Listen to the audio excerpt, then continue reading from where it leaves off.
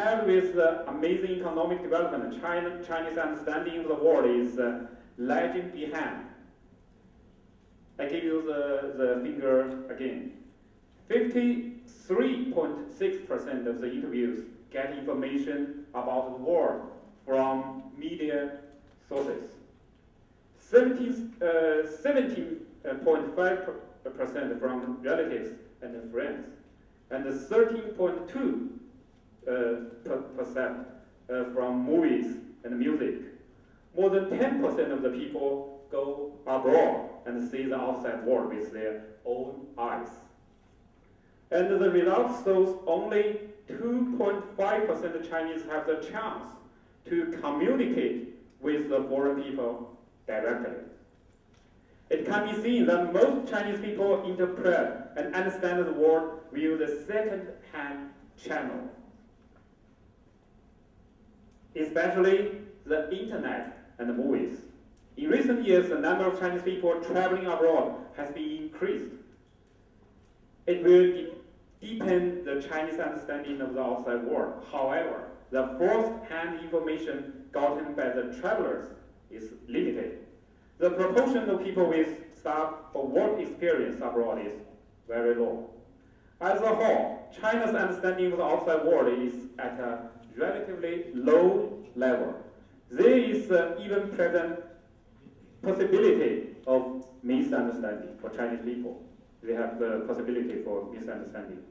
Anyway, China learns much more about the Western world. People in China have positive and favorable options of the Western world, but they lack first-hand and personal experience, which may lead to misunderstanding and passive response. So the second point is that the Westerners' view of China. There have been many reports about the Western views of China. I provided the personal experience as a proof. I took part in the second China-Europe Forum from the 2nd to the 7th of October last year, 2007. About 250 delegates from China attended parallel sessions of particular topics in different European cities. I was in group WT43 visiting Apple's Green Law. The group mainly discussed inter-region relations. It's surprising to find the issue which delegates from the former Eastern European countries, some of the Eastern German and France, pay attention to are the same as that in early years. So many years, the question is the same as that in the early years, many years ago. Many of them understand and knew little about China. They usually get the information about China through the distorted lens of the media. Some people in the Western countries misunderstand China and ignore that China gone through tremendous changes in the national development and the social progress. It seems to be one cause of China threat theory. The rest of the world has misunderstood China. We can hardly see any real change. China is often put in an opposite position against the Western world.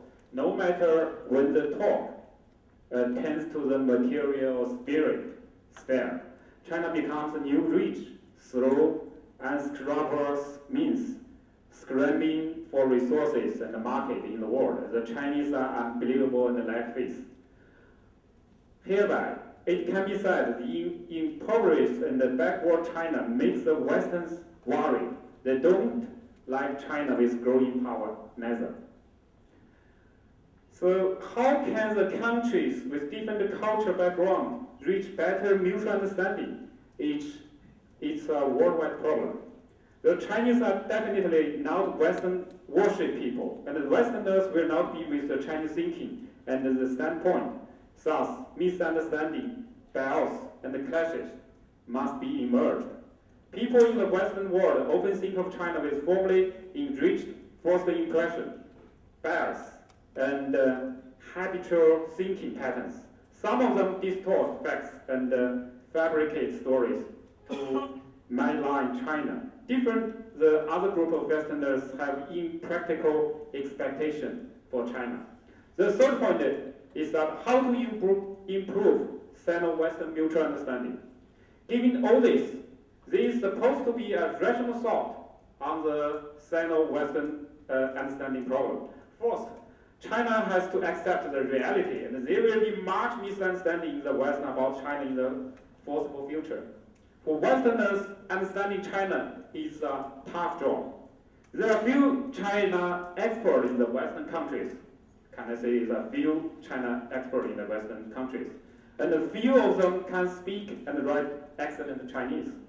They can hardly give profound understanding of China because of the language problem. The Westerners were not criticizing anything of China. It's also impossible to keep press upon China. In the next place, the Chinese understanding of the Western world is limited and partial.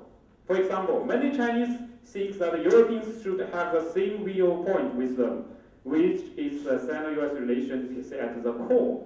Instead, the Europeans believe that the relations between the United States and Europe constitute the world's most important relation. Some Westerners hypothesize China as their enemy and draw up the China threat theory. In fact, the Chinese GDP per capita rank 106 in the world, lower middle income. Many people take a skeptical view of China's growth influence on the world. During the long period of time, the Chinese have believed China still remains isolated from the outside world. Isolationism and the narrow world outlook appears to prevail in China.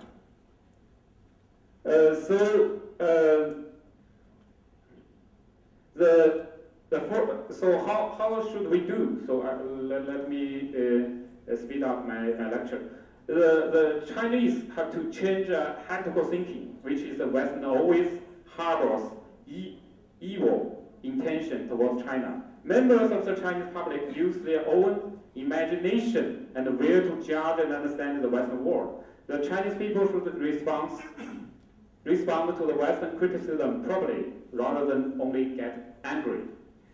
In this light, the Chinese people at first should take the active and the positive attitude towards the dialogue with the rest of the world, have a more rational view on the West, and then take a global perspective in view international issues. Secondly, the Chinese must have patience and persistence. China will gain respect and equal treatment from the international society.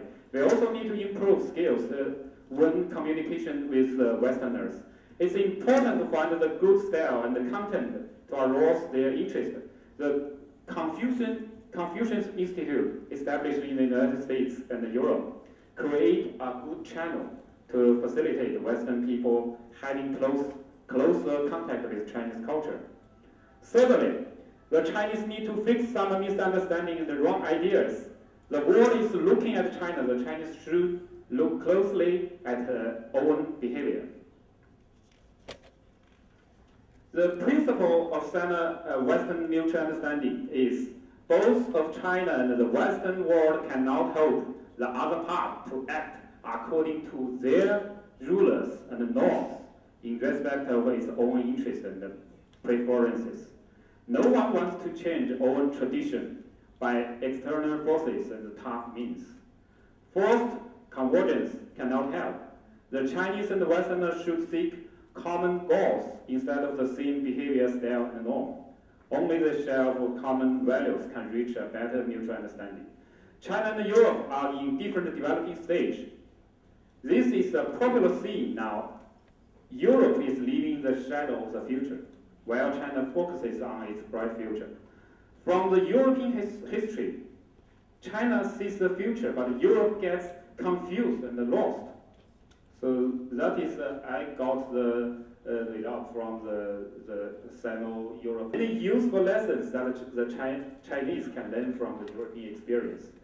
China and the Western world should get a new look at each other's change. China should have the future perspective.